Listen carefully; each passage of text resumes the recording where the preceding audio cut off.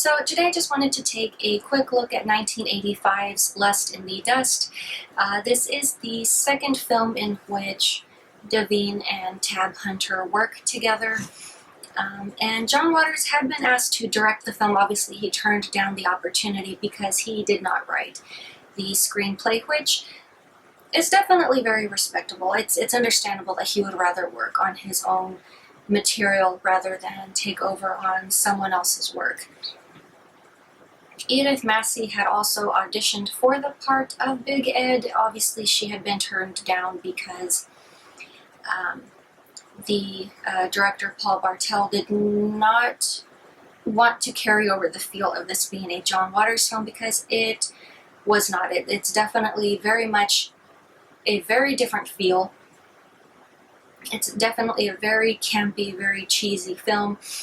You basically have Tab Hunter's character, Abel Wood, who is pretty much playing a parody of Clint Eastwood, basically just kind of pulling a man with no name routine in this film. We pretty much go nearly 13 minutes into the film before he even utters his first few lines of dialogue. So he's definitely playing the strong, silent type, but there's definitely enough going on throughout the film in order to hold the interest. As I said, it's definitely a very cheesy film. So we have Devine, who is playing Rosie de Velez, and she fakes very often and very poorly at being the damsel in distress. One of the earlier scenes is when she is telling Abel how she was ravaged by a group of bandits who obviously took advantage of her, when in reality she pretty much just had them begging her to leave them alone. It was very much the other way around. But she tags along with him to this town of Valverde. Everyone who goes there is obviously in search of some buried gold, hidden treasure, what have you.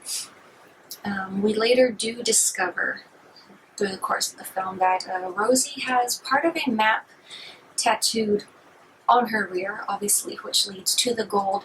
The madam who runs the bar, we also come to discover, is her sister, and she has the second half of the map. So it's definitely just a ridiculous rat race at the end of the film, just as everyone just kind of tries to get to the gold. Do the two sisters wind up getting the gold? Do they wind up finding some way of getting along? Because it's very much known they cannot stand each other throughout the course of the film. And of course this is before they even knew they were sisters, but that did not deter them one bit, especially when money is on the line. But yeah, I mean, it's definitely a very, very funny film, very, very goofy. It doesn't take itself too seriously. But yeah, I mean, outside of John Waters, which John Waters probably only had 2 mainstream films, but I guess you could say this is like one of the first mainstream non-Waters films in which Devine appeared. But obviously this followed her work with Tab Hunter after having worked with him on Polyester. The third and last time that they worked together, which was very briefly, was on a film called Out of the Dark, which was released in 1988. We will discuss that later.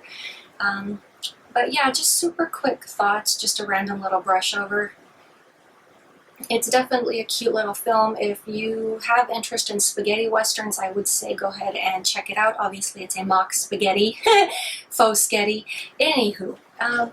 But yeah, it's definitely a lot of fun if you're willing to give it a chance, especially if you want a break from the raunchy John Waters Devine. Then this is definitely a very cute film and very much well worth checking out. Obviously it still does feature adult humor, but yeah, I would recommend just taking a look at this one if you haven't watched that one yet. But yeah, that is pretty much all I have for you guys today, and I will talk to you later.